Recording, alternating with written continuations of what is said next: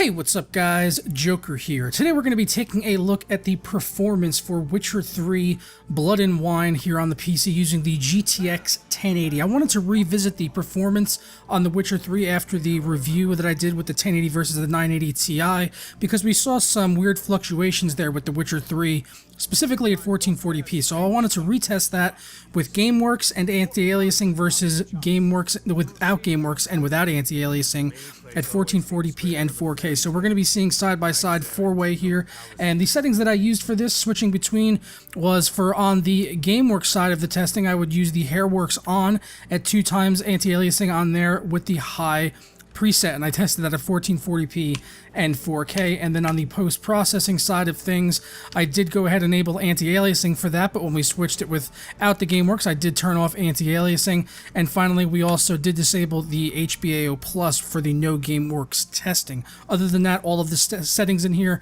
stayed apples to apples. I did have things like motion blur and vignetting, chromatic aberration turned off because I don't really find that they add any sort of improvements to the actual visuals of the game, nor do they tend to impact performance all of that much.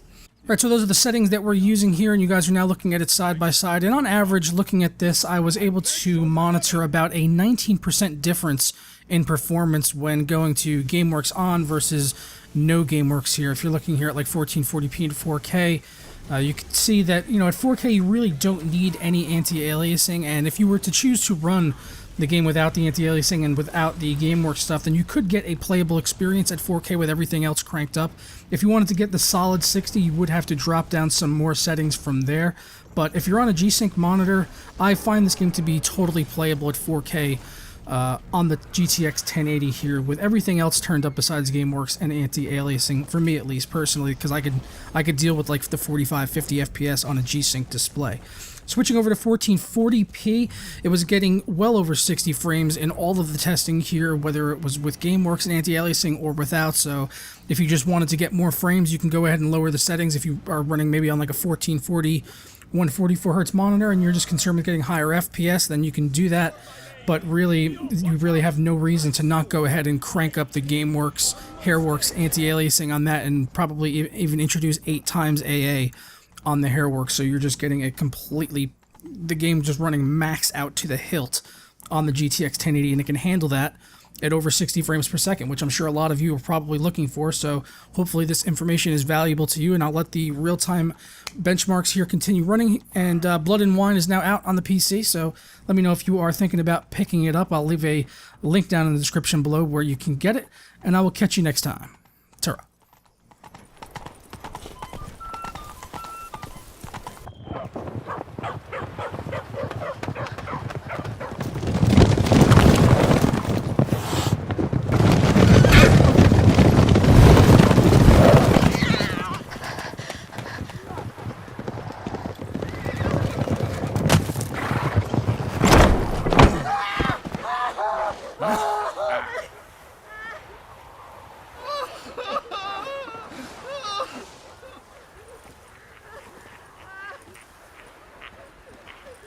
Hark!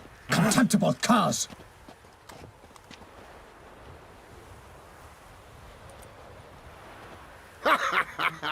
He mean us? I, Palmerin de Lawnfall, call upon you to repent. Search your hearts. Do you not see that they are blackened? Regular Punch and Judy here. To prey upon commoners is no honor. To loot their meager stores, abandon the path of shame, and we will spare you.